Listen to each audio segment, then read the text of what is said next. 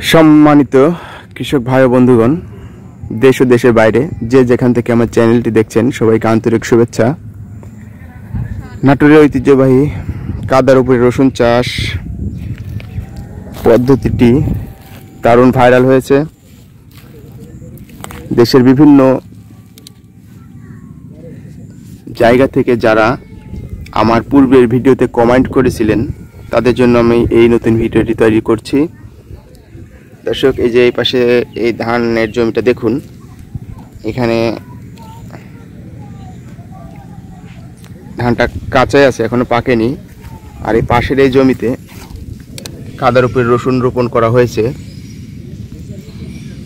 দেখতে পাচ্ছেন কিনা আমি আরো কাছে নিয়ে দেখাচ্ছি জুম করে।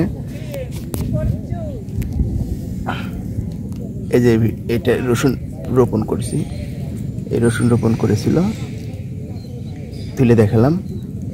এই 4 আঙ্গুল পরে এই পাশে আরো একটা আছে, এই যে এটা রসুন। এই রসুনের রোপণ পদ্ধতিটা দারুণ জনপ্রিয়তা অর্জন করেছে।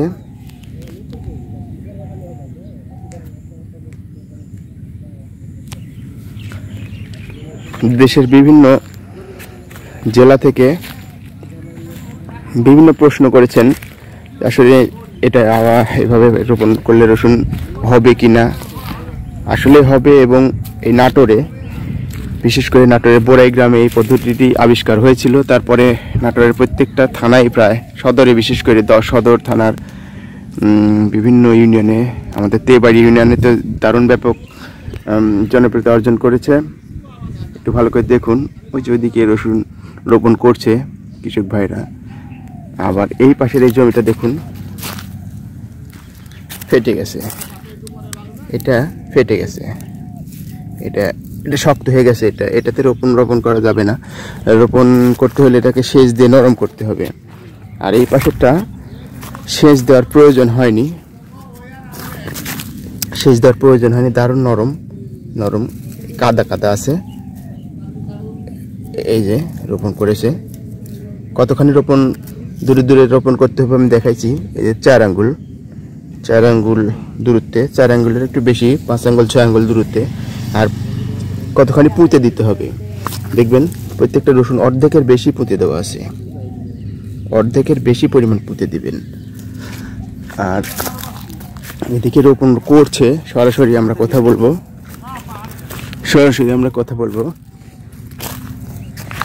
কৃষক ভাইরা আপনার সাথেই থাকুন। এখানে আবার দেখছেন সুতা দিয়ে একটা চিহ্ন করে রাখা আছে। এই সুতার এই মাঝখানে এইটুকুতে লাগানো নেই, এইটুকুতে লাগানো নেই, এই পরিমাণে রসুন লাগানো নেই। এই 4 আঙ্গুল 8 আঙ্গুল জায়গায় এরকম সুতা দিয়ে বেড করেছে। এই পাশে একটা বেড, আবার এই পাশে আরেকটা বেড। এই যে এদিকে আরো সুতা আছে, দেখুন এদিকে এই সুতাগুলা দিয়ে চিহ্ন করে এই সুতার মাঝখানে লাগানো নেই। দেখুন এই জায়গাটা, এই 4 আঙ্গুল আর এই 4 আঙ্গুল 8 আঙ্গুল ফাঁকা রেখে লাগানো হচ্ছে। আর ডাইরেক্ট কাদা, এই জমিটাতে সেচ দেওয়ার প্রয়োজন হয়নি। ধান কাটার পর কাদা আছে, সেই কাদাতেই লাগানো শুরু করছে। আমরা সরাসরি কথা বলে একটু শুনি। আসসালামু আলাইকুম। ওয়ালাইকুম সালাম। ভাই, এই যে রসুন যে লাগাচ্ছেন আপনারা, তো এই জমিতে কি ধান ছিল? জি জি, ধান ছিল। ধান কাটার পরে আপনারা নরম দিয়ে পুঁতে দিচ্ছেন? হ্যাঁ, ধান কাটার পরে এমন একটা টাইমে ধান কাটা হয়েছে, হ্যাঁ, যে যাতে পায়ে কাদা না ভরে এবং রসুনটা নরমের জন্য পোতা যায়। আচ্ছা আচ্ছা। তো এই জমিটাতে সেচ দেওয়ার প্রয়োজন হয় না? না, এটাতে সেচ দেওয়ার প্রয়োজন হয় না। আমি এর আগে একটা ভিডিও করছিলাম, সেই জমিতে সেচ দিয়ে নরম করছিল। সেচ দিয়ে যে জমিতে মানে দেখা যাচ্ছে যে রসুন যেন স্বাভাবিক যেটা পোতা যাবে, হ্যাঁ, সেটাতে আর সেচ দেওয়ার প্রয়োজন নাই। হ্যাঁ, এই যে দেখতে পাচ্ছেন। আর যদি এই রসুনটা পোতার সময় যদি শক্ত বা হেলে যায়, তাহলে এই জমিতে অবশ্যই সেচ দিতে হবে, সেচ দিয়ে পুঁততে হবে, সেচ দিয়ে মাটিটা নরম করতে হবে। জি জি। আর কি পরিমাণ পুঁতে দিচ্ছেন? অর্ধেকের বেশি না অর্ধেকের কম, না কিভাবে? একটা রসুনের, হ্যাঁ, একটা রসুনের 2 ভাগ পোতা থাকবে, 1 ভাগ উপরে থাকবে। 3 ভাগে 2 ভাগ পুঁতে দিচ্ছে, হ্যাঁ, অর্ধেকের বেশি পরিমাণ পুঁতে দিচ্ছে। তাছাড়া শিকড় উঠলে এই রসুনটা উঠে যাবে। আচ্ছা আচ্ছা, শিকড় দিয়ে ঠেলে উপরে তুলে দেবে। আর বেশি করে পুঁতে দিলে শিকড়টা মাটির নিচে চলে যাবে, উঠতে পারবে না, ক্ষতি হবে না। কতখানি দূরত্বে লাগাচ্ছেন? লাগাচ্ছি হচ্ছে এই একটা রসুন আরেকটা রসুনের থেকে 4 ইঞ্চি 4.5 ইঞ্চি দূরত্ব, ইঞ্চি না আঙ্গুল? আঙ্গুল এরকম, আচ্ছা 4 আঙ্গুল দূরত্ব। আর এইভাবে যাতে এক হাতে যেন, আচ্ছা পাঁচটা যেন এটা এক হাতে কাঠি, এটা এক হাতে কাঠি, এক হাতে যেন 5টা হয়, যেমন 1 2 3 4 5 এরকম যেন 5টা লাইন হয়। আর এইভাবে 4 ইঞ্চি পর পর, 4 ইঞ্চি পর পর সেই এদিকে। তাহলে কয়টা হচ্ছে আনুমানিক? 6টা হবে এদিকে। 1 2 3 4 5 6টাই, 6টা মানে এক হাতে এদিকে 5টা আর এদিকে 6টা এরকম হচ্ছে। তো সর্বোপরি মানে পাশাপাশি রসুনটা হবে 4 আঙ্গুল পর পর, আর ওইদিকে একটু দূরত্ব দিতে হবে। আর এই যে সুতাগুলো টানাইছেন এটা কেন? এটা হচ্ছে যদি এই সুতাটা লাগানোর কারণ হচ্ছে এদিক দিয়ে হেঁটে যায়, এপার থেকে একজন বসে ওপার থেকে নিরানো যায়, ওষুধ দেওয়া যায়, পানি দেওয়া যায়, রসুনের জন্য ক্ষতি না হয় এই কারণে। ও আচ্ছা আচ্ছা, মানে পরবর্তীতে যখন আগাছা হবে তখন এই রসুনটা এই গ্যাপের ভিতর দিয়ে যেন বসে বসে নিরানো যায়, নিরিয়ে দিবেন। জি জি। তো আগাছা হয় কেমন হয় আগাছা? আগাছা হয়, কিন্তু আগাছা হওয়ার জন্য এখানে ওষুধ প্রয়োগ করতে হয়। আচ্ছা, আগাছা যাতে না হয় সেই জন্য আগাছানাশক ওষুধ স্প্রে করছেন, তাই না? জি।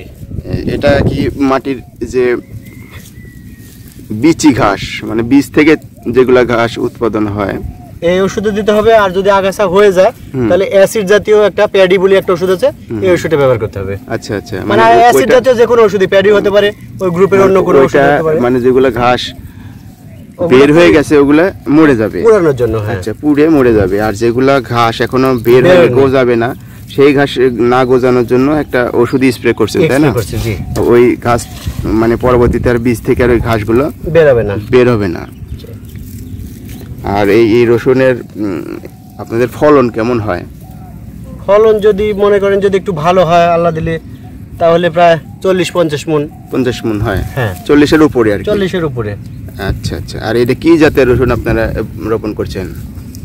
এটা হচ্ছে চায়না 3। চায়না 3? জি, চায়না 3 জাতের রসুন রোপণ করছে দর্শক, এবং ফলনটা 40-এর উপরেই থাকবে। এবং সাদা ফ্রেশ, এই রসুনটা সাদা ফ্রেশ, সাদা, একদম সাদা কালার রসুন।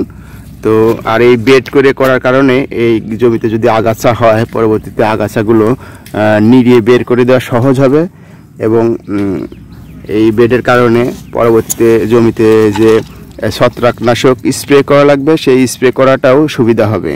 এই জন্য এনারা এই সুতা টেনে বেড করছেন, এবং বেডের মধ্যে 2 জন মানুষ বসে এই রসুনগুলা কাদার উপরে রোপণ করছেন। আর রোপণ পদ্ধতিটা দারুণ, দেখুন, কাদার উপরে শুধু বসিয়ে যাওয়া, এতে খরচ কম হবে, আবার ফলনটাও বেশি হবে। আর এই যে আপনারা যে রোপণ করছেন, রোপণের পরে এই রসুনগুলো কি এইভাবেই থাকবে? না, এই রসুনটা এই জমির যে ধান ছিল, এই ধানের মারাই করার পরে খড় দিয়ে এগুলা পাতলা ভাবে ঢেকে দিতে হবে, যাতে মাটির জোড়া থাকে, বা আলাদা যদি ঘাস বের হয় এটা যাতে বের না হতে পারে। আচ্ছা আচ্ছা। তো কিভাবে এটা ঢেকে দিতে হবে একটু দেখাবেন? এটা হ্যাঁ, ওই যে পোয়াল আছে ওখানে। জি জি। আচ্ছা, সুপ্রিয় দর্শক, আপনারা সঙ্গে থাকুন। এই কিভাবে ঢাকতে হবে সেটা ইনি দেখাচ্ছে সরাসরি। এখনো লাগানো শেষ হয়নি, ঢাকা শুরু হয়নি, লাগানো শেষে হয়তো বা ঢাকবে। এমন সিস্টেমে ঢাকতে হবে যাতে মাটির এর মধ্যে হাঁটলেও কোনো সমস্যা নাই। আচ্ছা,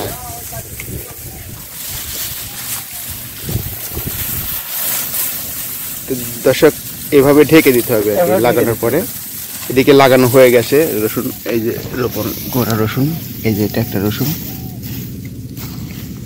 এই যে রসুন, এটাও একটা রসুন। এইভাবে লাগানো শেষ হয়ে গেলে এভাবে পোয়াল দিয়ে ঢেকে দিতে হবে। পোয়াল বা ওই যে খড় যেটাই বলেন, এটা ধানের মোড়া গাছ, শুকনো গাছ, এইভাবে ঢাকতে হবে। এবার ঢাকলে হবে কি, জমির আর্দ্রতা ধরে রাখবে, এবং অনেকগুলা ঘাস যেগুলা দুর্বল চিত্তের যেগুলা ঘাস, সেগুলা ঘাস আর গজাবে না। ঘাস যদি গজিয়েও যায়, এই খড়ের নিচে চাপা পড়ে এটা মরে যাবে। সর্বোপরি ঢাকে দিলে রসুনের কালারটাও ভালো হয় এবং এটা সাদা হবে। এই হচ্ছে সিস্টেম। তো দর্শক, আজকে এই পর্যন্তই। ভালো থাকবেন, সুস্থ থাকবেন। আর আমার চ্যানেলে নতুন হলে চ্যানেলটি অবশ্যই সাবস্ক্রাইব করে দিবেন এবং পাশে থাকা বেল আইকনটি বাজিয়ে রাখবেন, যাতে আমি নতুন ভিডিও দেওয়া মাত্রই আপনারা সঙ্গে সঙ্গে পেয়ে যান। ধন্যবাদ সবাইকে, আল্লাহ হাফিজ।